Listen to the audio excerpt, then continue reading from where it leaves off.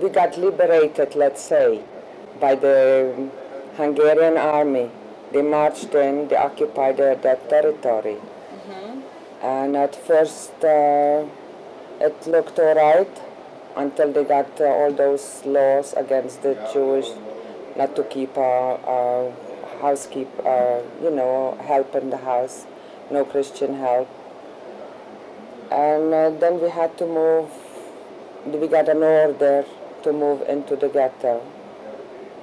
It was a very sad thing.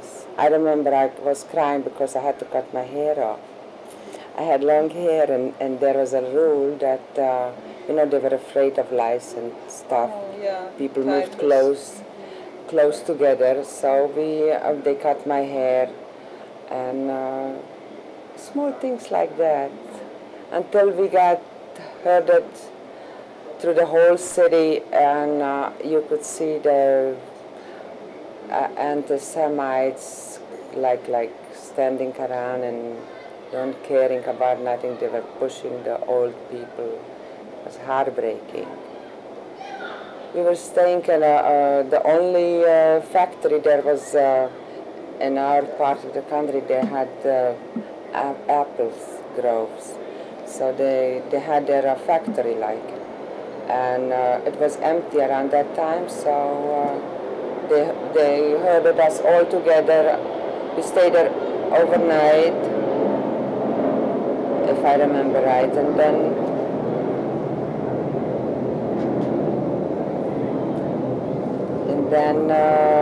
into the closed-in wagons to Auschwitz. They told us, the regular story, we going to work and stuff like that. My mother was a young woman and able to work, but she believed the story that if she takes a child, she will go work with the children, so she won't have to work like on the field and stuff like that. So she took her sister's, one of the babies. And it was a funny thing because we believed so foolishly everything we were told, because we arrived in Auschwitz. I remember that I had a new bathing suit, and they told us that we're going to bathe in Auschwitz. So I ran back, and I was looking for our place until I found it. Where were we?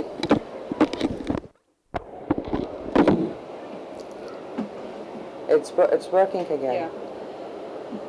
So, like I said, I was looking for my bathing suit. In the meantime, in that wagon, there were already people from Ukraine coming. Sometimes they use a different pattern, because the people were complaining. They use always the same pattern flight, and the people were complaining they couldn't hear themselves and they were neurotic. So now every 2-3 weeks we have that because they fly over us now. It's not far from Kennedy Airport. Yeah, I saw. So I went back, like I said, to that, where we came in that wagon, and I was looking for our stuff. And one of the guys who were working, he said, what I'm doing there. So I said that I'm looking for the bathing suit because we are going to have a bath. And he looked at me and he said, are you here with the family? I said, yes, father and brother and one sister and mother. The rest of them were all scattered already in the force camps with the Hungarian army. And my sister was married. She was in concentration camp from the Slovaks. They deported her. The two oldest brothers, they left for Israel. So I said, I'm here with my family. And he said, how old is your sister? I said, she's only about 18 months younger than I am. And so he said, you take her with you. And how how's your mother? I said, she's beautiful. Of course, like everybody would say of his own mother. And so he said, take her with you. Don't let her take no children. And I said, why? And he said, don't ask no question, just do it. So I just grabbed that bathing suit and I ran back and I just found them. She was just passing Dr. Mengele. And I didn't pay no mind to him. I didn't realize what's going on. So he was on the left, she was on the left side, and I ran and I said, Anyu, you know, we called her on Hungarian style. I said, Anyu, come with me. Because like that guy told me you have to come with us to work and not take no children. And before I realized, I was shoved aside by a German soldier, and another one slapped me over the face and pushed me back. Of course, my parents already started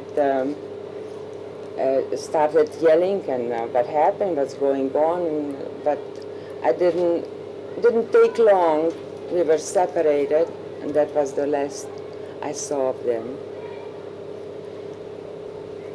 And we marched. They didn't. They told us we have to leave everything there on the place, and just we get everything, soap and towel and things like that. And we marched into a certain part of Auschwitz where they told us to disrobe. And it was the first time that we had to, you know, I saw my nakedness in my neighbor. It was terrible. We were brought up like sheltered very much.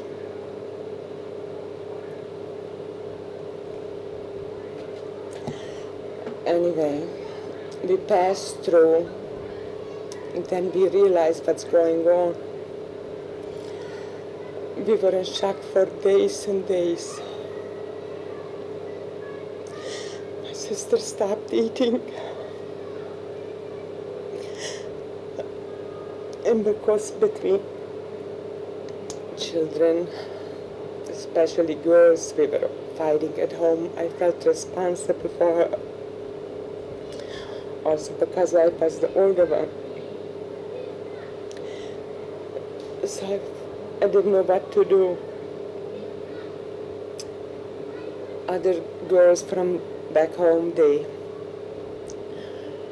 were more, I don't know what to call it. Anyway, today she's my sister-in-law. She came over and she said, look, you can't just live on that, on thinking back. You have to stay alive. You have to take care of your sister. There are people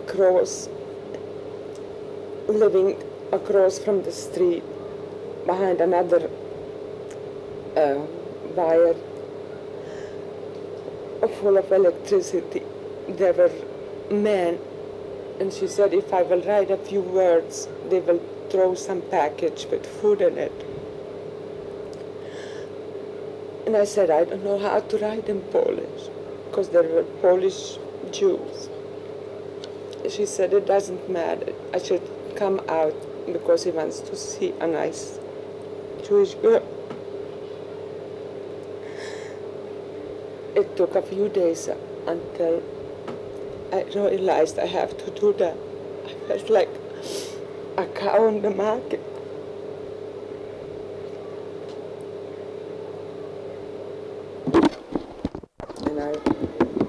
And I stood there. I never saw the man who threw a package, and there was a piece of challah, and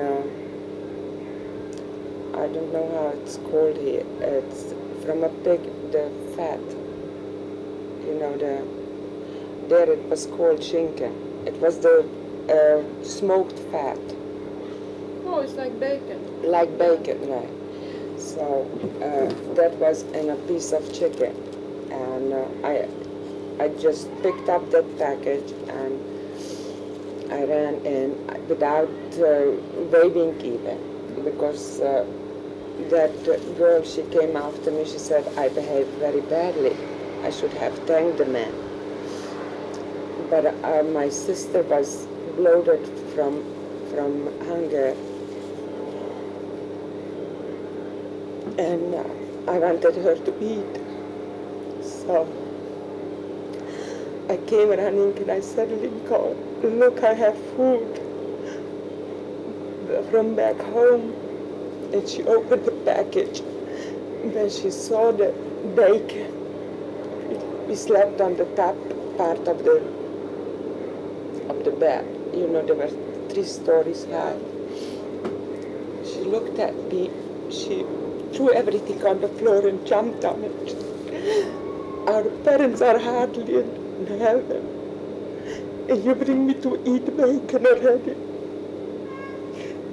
But what are you thinking? Don't you remember what you were taught? And I couldn't explain to her, I just want her to be well, that she needs the food. She didn't want to eat it, and it wasn't edible after she jumped on that with her rage. But finally, there was a rumor that they were looking for people to work in the kitchen. And I decided to volunteer because I thought maybe I can swipe a potato or anything. I can give up. I will eat it there, and I can give up my portion of food, and she will have, by that she'll have more. But a lot of people volunteered. I was chosen. One of them, they chose 100 girls. They took us for another part, down to other part of the camp. There, we were ordered to march in 5s, and I was the 51st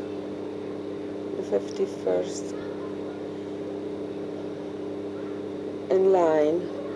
So the first 50s was marched into our camp where I came from. I was the first one to be marched in another camp, so I was separated. Because I wanted to help her, I was separated from her, and she didn't want to believe me that I didn't do it on purpose. Anyway, I wasn't far, only from the other side, from the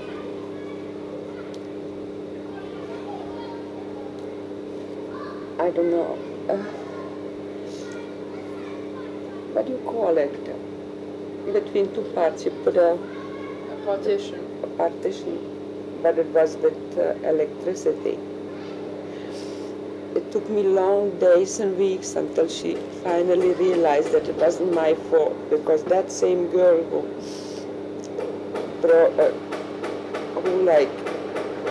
told me about the throwing packages if I say a hello or write a few words, we were throwing it over with wrapped around a stone. So she said the same thing. She was separated from 4 sisters. So we were working there very hard in the kitchen. We had a German Auserin who was mean for the meanness sake, I think, because whenever she caught somebody stealing, and everybody was doing that, because if you didn't have your own family, you had cousins and second cousins or relatives or just friends, you were stealing from one and you gave it to the other. So most of the time we were working 12 hours, and then for a few hours she had her fun chasing us around a big pool on our knees with big stones holding over our head. And she broke a few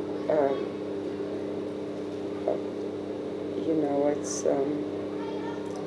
they had a special reed like. It was when you it's like to have you know, a piece of wood, which I think it was anyway, I don't know what, it broke easily, but if you got hit with it, you had a welt for a few weeks. You know, it had I don't know what kind of what kind of wood it was, but it was a wooden thing because it broke a few times. So until one day I had made up with my sister that we will meet before the sailor bell. That was about 2 o'clock in the morning, and she got better on the food I gave her because I didn't need my own portion because I ate, and there you know, the margarine came in big chunks, and they just like threw it in, and then the paper was left and something was left on the paper. So I always took the paper because I took her once when we were still together. I took her to the doctor there. There was so I said, look, my sister is sick, I don't know what to do. So she said she needs vitamins and she needs fat. And that's stuck in my mind. So I always try to save those papers from the margarine and cabbage leaves and stuff like that, whatever I could. Like it was then called organized, to throw and to give. Until one morning I was standing there and waiting and asking people. I had to take 2 packages because the shaliach who went to call her in case she was late, I had to pay that person, and then I had a package for her. So one morning I'm waiting and nobody showed up until I had to go back because I was afraid that I was always speaking out, and the guy from the tower was shooting because we weren't allowed to come close to the wire. So that day nobody showed up. The whole sail lager was closed because they were selecting people. They said that they were selecting people to work in the German factories. And one of the blocks they choose people from was the block. I was in the block 16, where my sister was. And after that day, they took her away, and I didn't want to believe her. I didn't want to believe that she's still alive, that they really took her to work. So from our camp, they didn't take no people. For a very long time, they never took no people to work. So the first opportunity when people came to select from our part of the camp, I exchanged places with a girl. I told her, because to work in the kitchen, you had enough food. And she exchanged places with me. I took her place under her name because we were afraid that in case something happens. But I said, I don't care. And she really wanted to work or because of the food in the kitchen, I don't know. Anyway, she was willing to exchange places with me. And I was also selected to go to work. And until I was on the train riding toward Germany, I never believed that it could happen. And then I started believing in that my sister is maybe still alive. this way we arrived to Markleben next to Leipzig. There I met with my,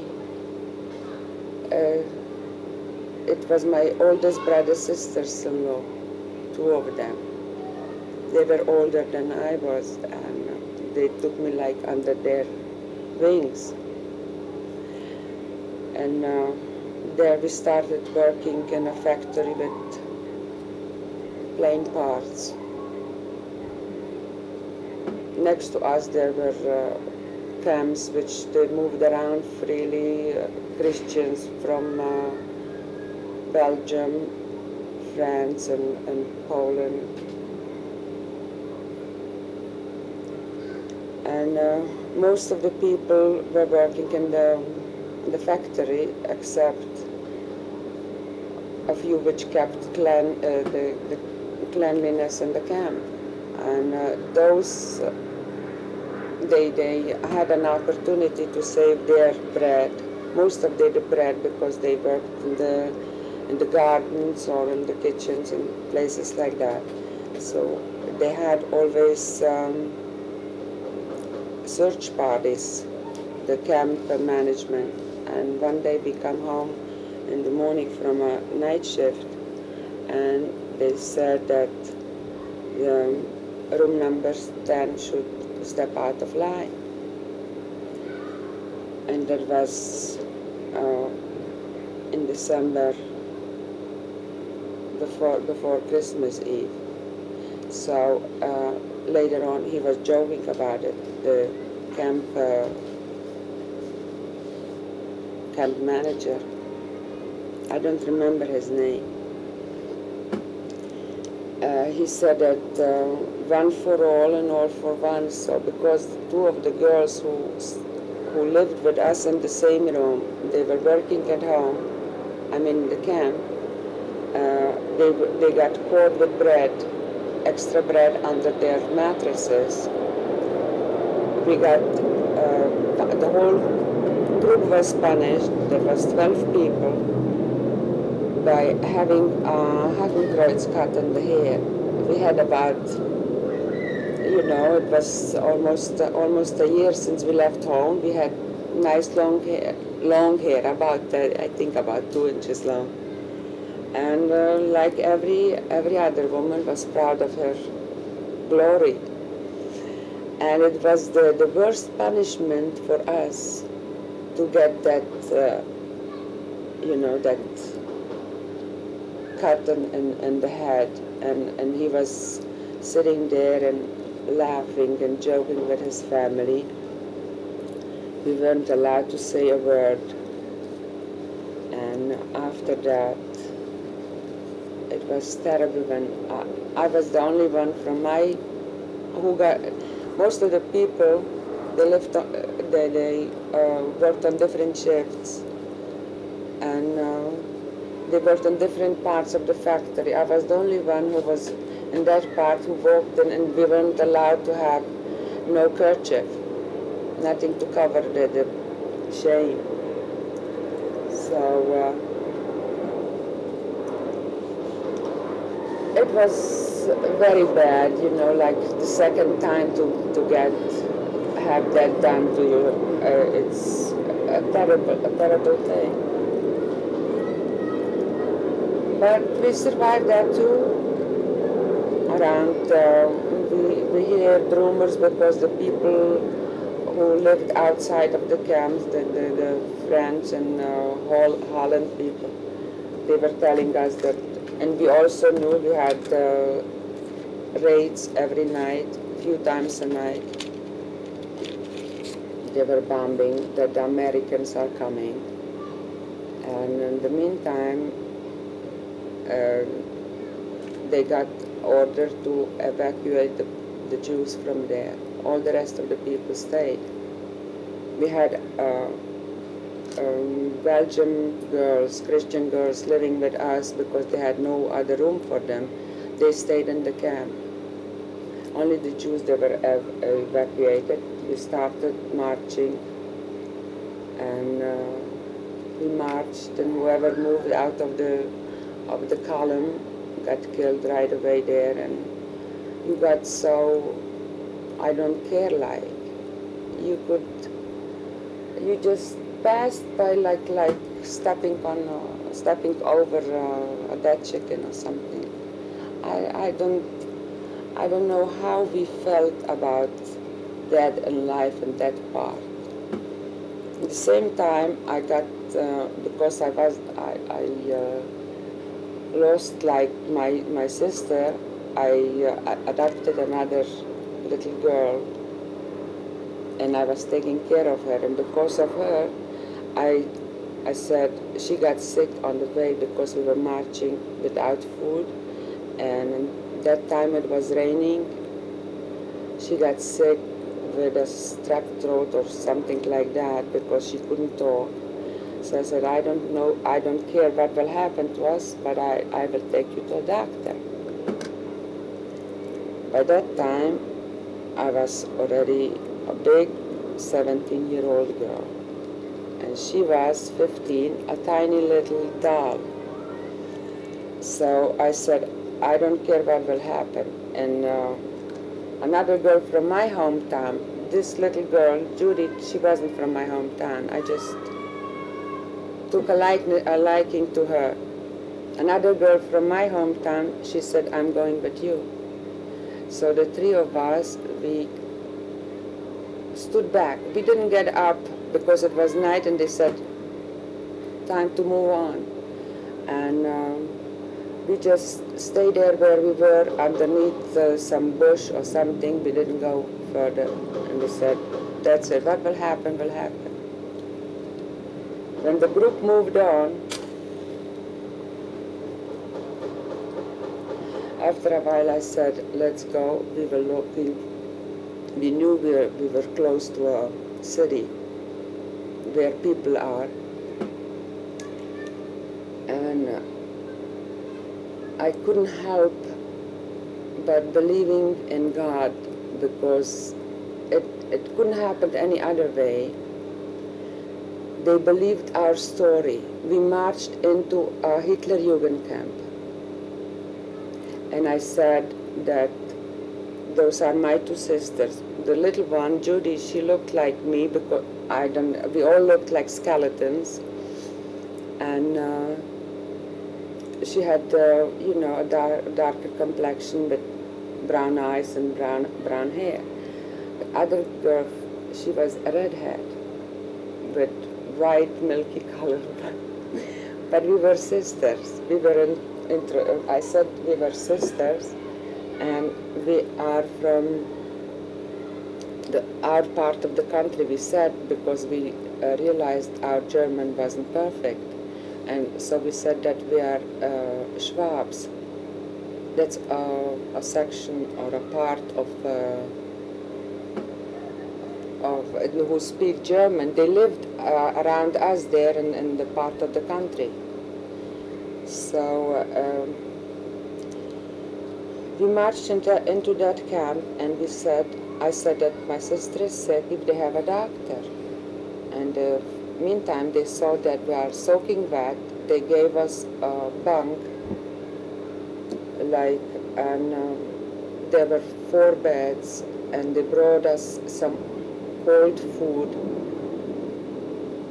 And then the doctor came, and he gave Judy medication. And he said that we are not allowed to move on because she won't survive, she's too weak. And he asked, how come we are there without parents, without nobody? So we told a big long story, and he swallowed everything. I don't know how it happened. You don't have numbers from Auschwitz? Yes. He didn't say? No, I don't know. I never thought of it. I had my thing on my head cut out, and he never asked a question. So we stayed there, and he said that doctor said that we are in the middle of a Hitler Jugend camp, and there are strong, healthy boys outside. We should keep the door closed. So we followed his orders in medication and also about the door. And we stayed there about 3 or 4 days, I don't remember exactly.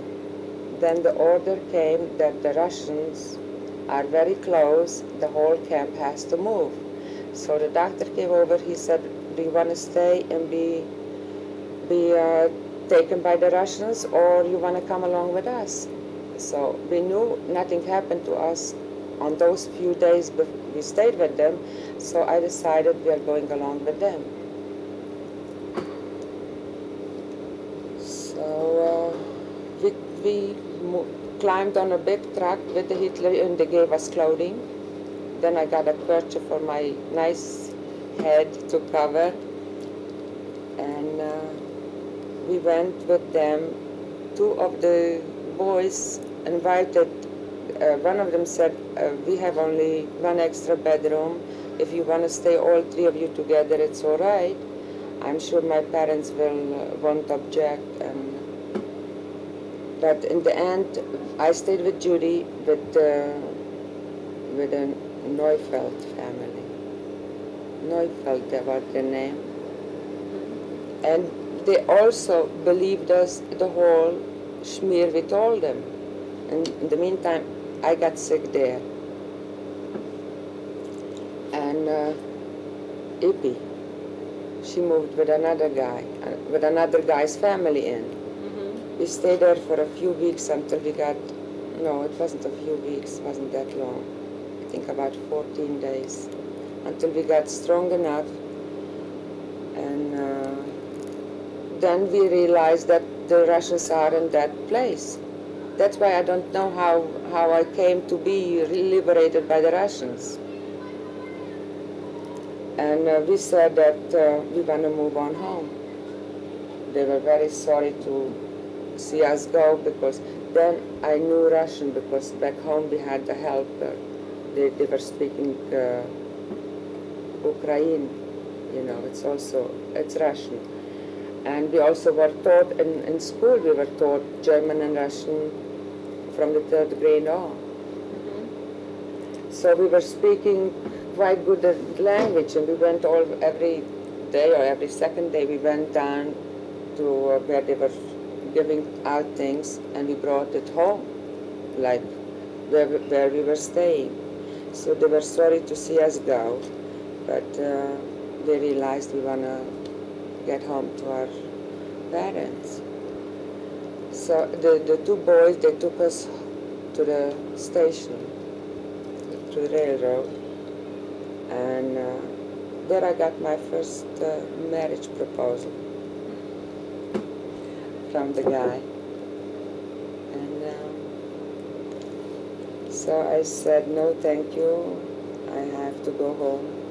And that was it. The way we stopped, wherever the train stopped, we were trying to figure out which train will move on faster, so we jumped up and down. We had no luggage, no baggage. We were just 3 kids moving homewards. I separated from Judy. She found her aunt in Bratislava.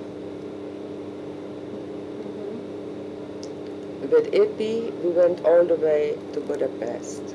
There she moved on home. Today she lives in Canada. I never saw her after that. I saw her brother, who visited my brother in Israel. And there, because wherever I came, whichever station, I was always checking the names.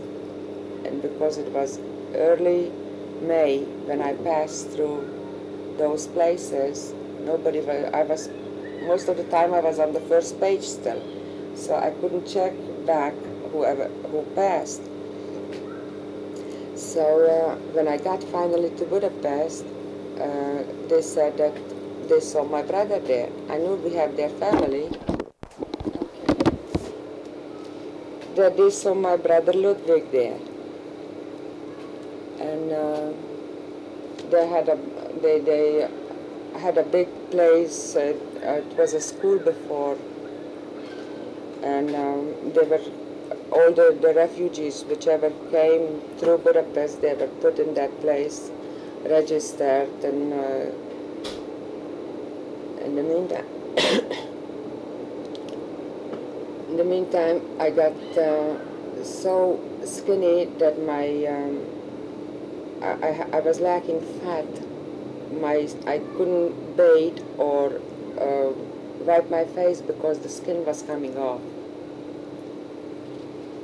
And I was a sight. So I met one of the guys from back home, and he says, "Your brother is here." I said, "Where?"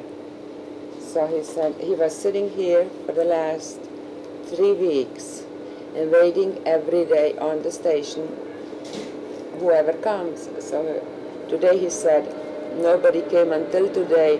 Today nobody will come. I'm going to the movies." So I said, "Where in the movies?" So he took me down there. We walked in, and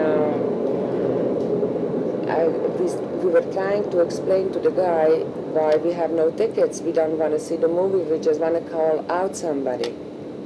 So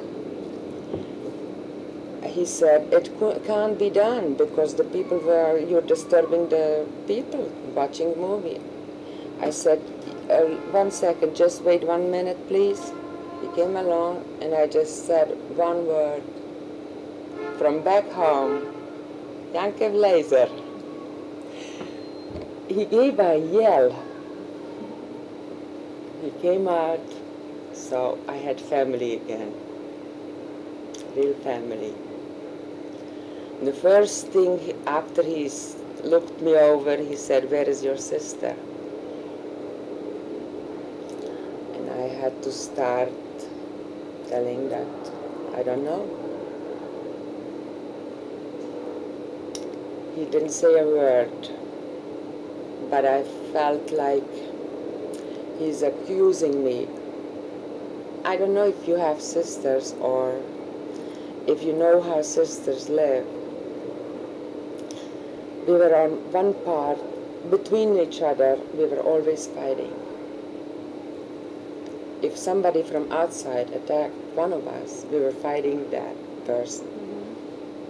So he remembered that at home we always fought about something, over something.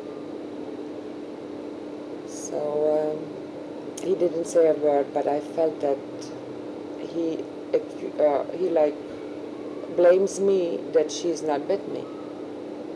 And whatever more I tried to explain the thing, I got deeper and deeper into trouble like. Then we stayed there and waited for the rest of the people to come home.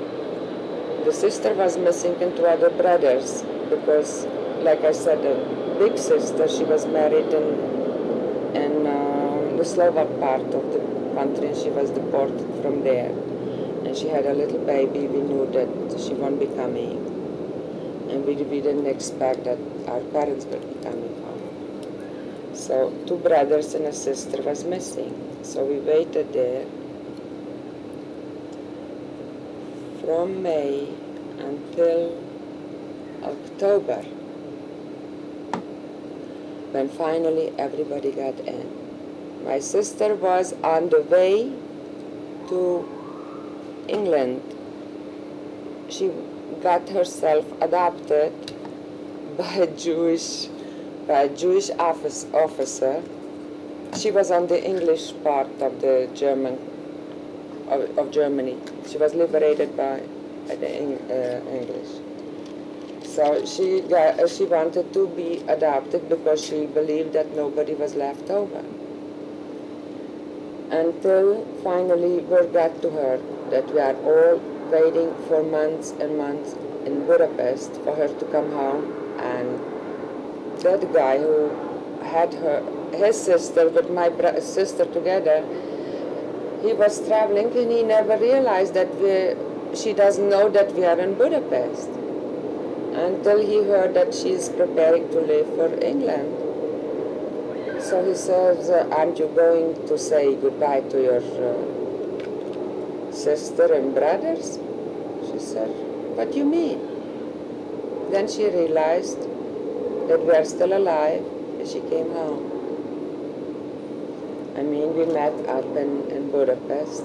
From there, Ludwig was the oldest between us there, and he said, we have to move toward Israel, but in the meantime, everybody has to get well. So in that time, they gave apartments from German families who ran away from the Sudets. We moved to Alsey. We stayed there for a few months. There he got married, and the rest of us moved on. That's the whole story. How did you contact Hashomer Hatzair to go to Israel? It was those two sisters-in-law of my oldest brother from Israel. One of them met her husband from back home, and he was organizing that group. They lived another part of in Liberec, also another part of the Sudets. So they wrote us that we should come because they are going to Israel. We should leave everything. So we took it literally. We left everything. I moved out with no change of clothes. Smart.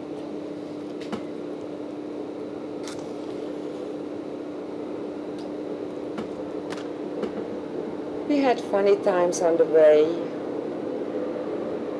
in the camps, with the group.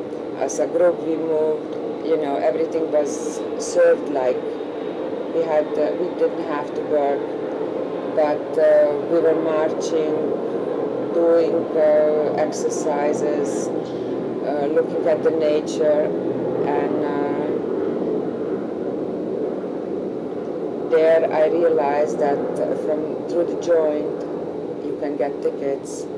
So I saw my first opera in Vienna, the operettes, and in Salzburg all the Festspielen when they had. In Milano we were staying. I went to the La Scala. I saw all the operas and real stuff. The countryside was beautiful. We didn't mix much with the outside people. We always stayed, I mean, with the Gentiles. We always stayed close. You got burned and you didn't want to mix. But a funny thing, I don't feel bitter towards the German people. I think it was like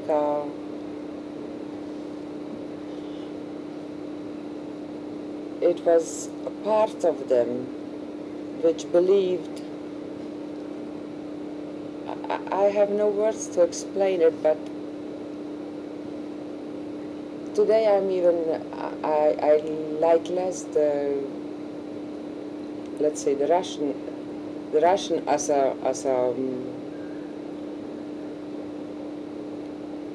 as people? Not as a people, as the communist. I distrust more than the German people, because I remember back home, my grandfather, he used to say that, like, never trust the Russian bear. It was like a saying of his. I just listened. He didn't talk to me about that. He just, I was listening, and sometimes they were talking, so never trust the Russian bear, and it's like integrated with deep inside. And the German people, they were always put up as an example, educated, clean, up to date, and everything. And I can't go against that. You know, it's like not to eat chazar, just like that.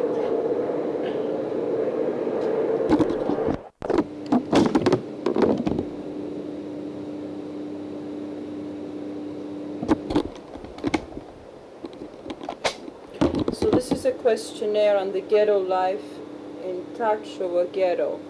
Where were you when the Germans came? I never saw the Germans. We had only the Hungarian people, our own neighbors. It was the Hungarian police that put you in ghetto. Yes. Did you move from one place to the other, or were you in the ghetto in the same town in which you were living? And it was the same town. We just moved from one part to the other. Describe your life prior to the ghetto. What did you live on? Were there any contacts with non-German, non-Jews? Were you in touch with people abroad? Were there persecutions or pogroms in your town? No to all the questions. You can't answer no to what did you live on. Oh, I see, yeah. I lived on my father's salary. Oh yes, did you remember what he was in some language? I wasn't thinking about it. How did you react to the news that the ghetto would be set up? I had no real bad reaction to it because I didn't really realize what's going on. They just said that it's bad for the Jews, like all the other laws. And we moved there. I just remember one thing, that I had my hair cut, and I was very, very upset about it. And how did the other people around you react? I have no idea. Parents? They were, I couldn't say. And when exactly was the ghetto set up? What do you mean by that? It was. What date? It was right after Pesach. So in April 1944. Yes. Was there a Judenrat? Or an Ältestenrat? It must have been. Must have been. Do you know the name of any of the people that were on it? No, I couldn't say. Do you know whether they were picked by the Germans or whether they were elected by the Jews? They were probably elected by the Jews, because like I said, we had no Germans there. Not as far as I remember. Do you think they were picked by the Hungarians? No, I don't think so. You think they were elected by the Jews? Yes, because you see, I remember one thing, that one of our former neighbors, the Hungarian, they were going through the ghetto to their fields. So we were on very good terms before, and he said, why didn't you stay out? Why did you come here? I said, because my parents were told to come, and then he said that he spoke to my parents about leaving us there, and they will hide us out. And then my mother didn't want to leave the two girls, myself and my sister, and she was willing to leave my brother to hide out. She was afraid that something will happen to us as girls. So I don't think they had anything to do, because I never saw any. They were standing. They had like closed end all around. They told us not to move out from there, and I don't remember having any. They didn't have no problem because everybody was following orders. And they were only the gendarmes, the Hungarian gendarmes. Was there a kahila in your town before? Sure. You don't know if any of the members of the kahila later became members of the Judenrat? No. Do you know what the Judenrat did in the ghetto?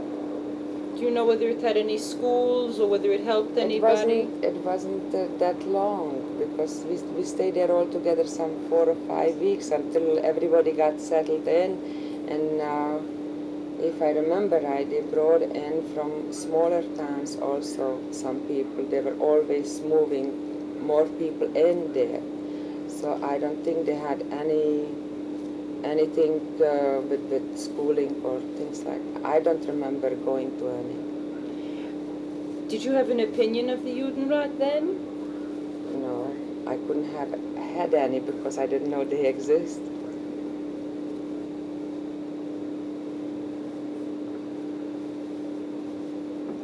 Was there forced labor in the ghetto? No. No, nobody did anything. Not. Was there a Jewish police? In the ghetto? Mm. I don't know.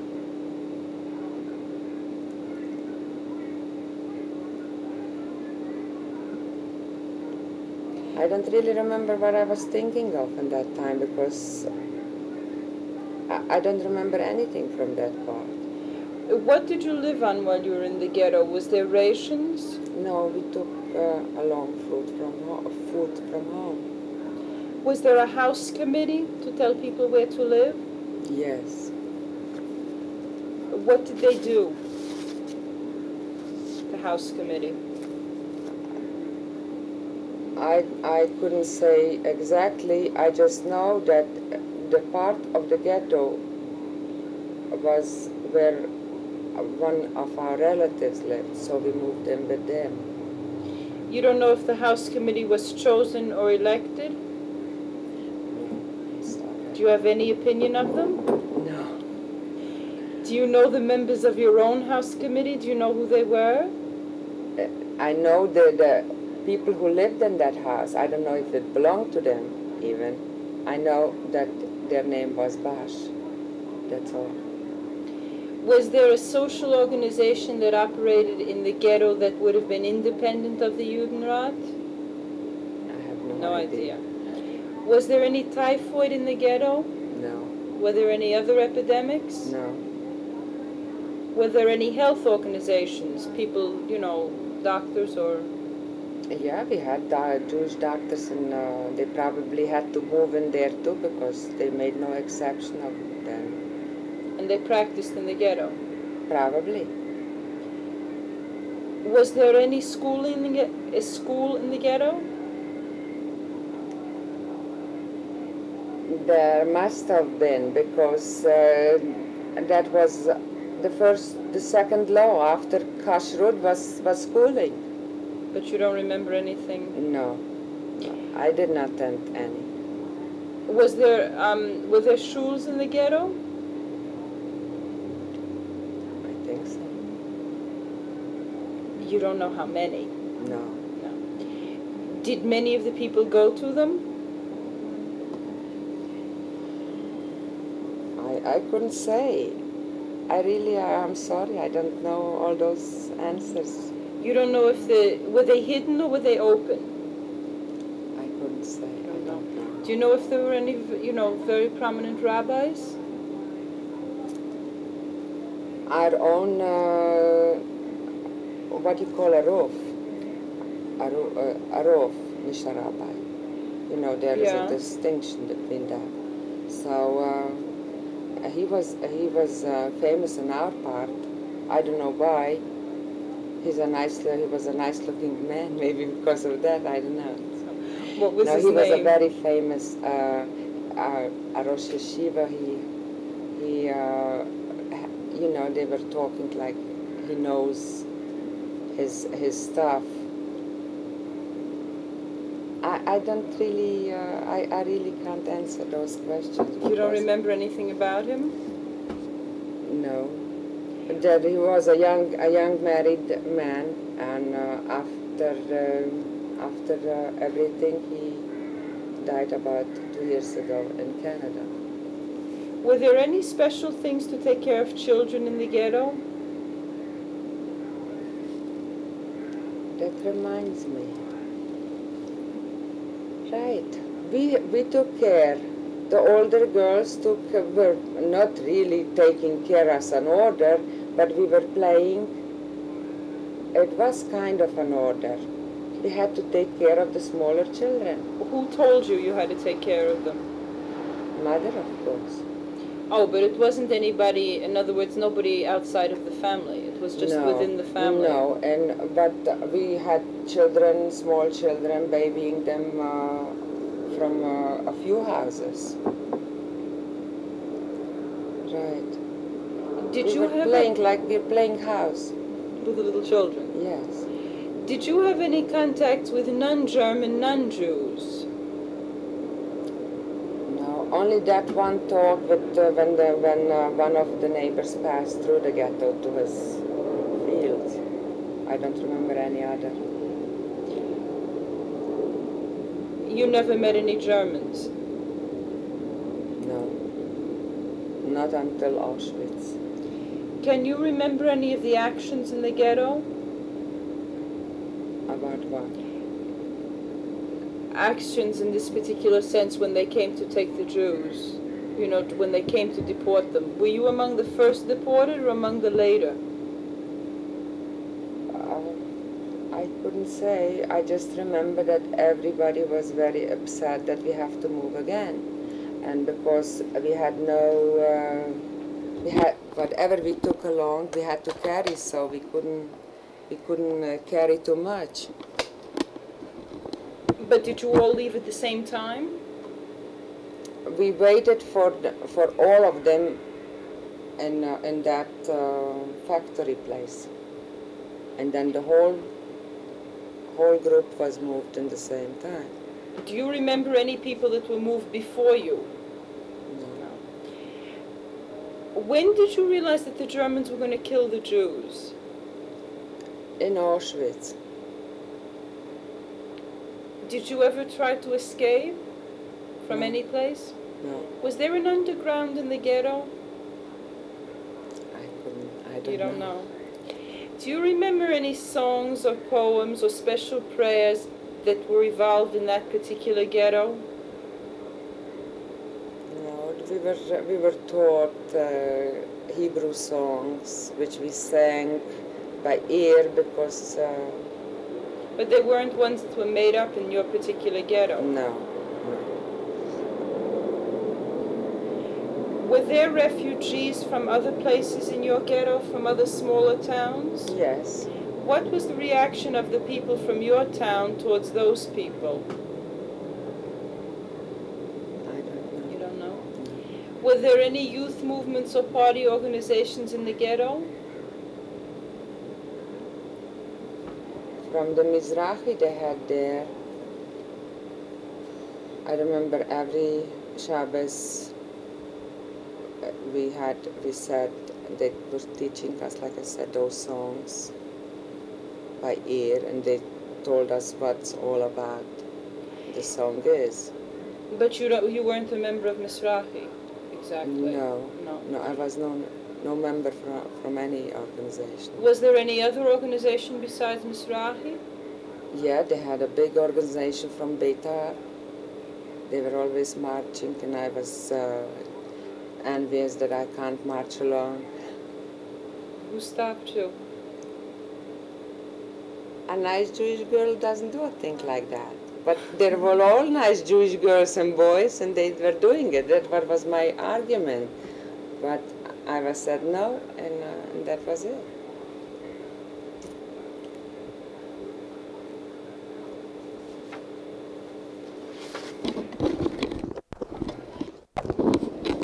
I think we lost something. No. It's going. I'm sorry, go ahead. We were surrounded by the camps from the other people who moved around freely because only we had the enclosure with electricity. What kind of guards were guarding it? SS? German SS. Do you know any of their names? No.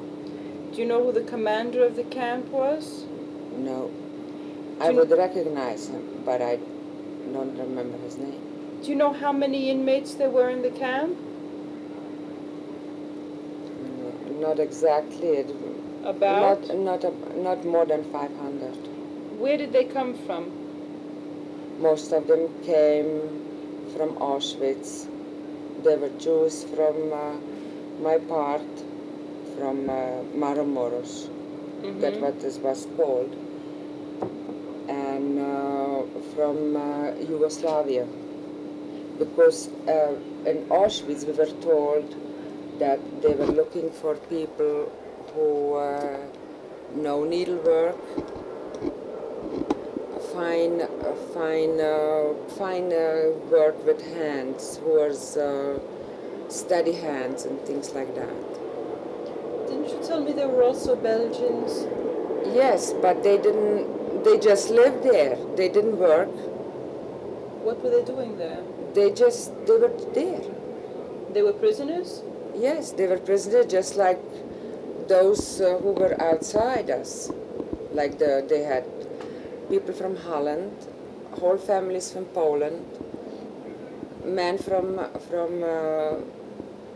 French, and girls from Belgium who lived in one of the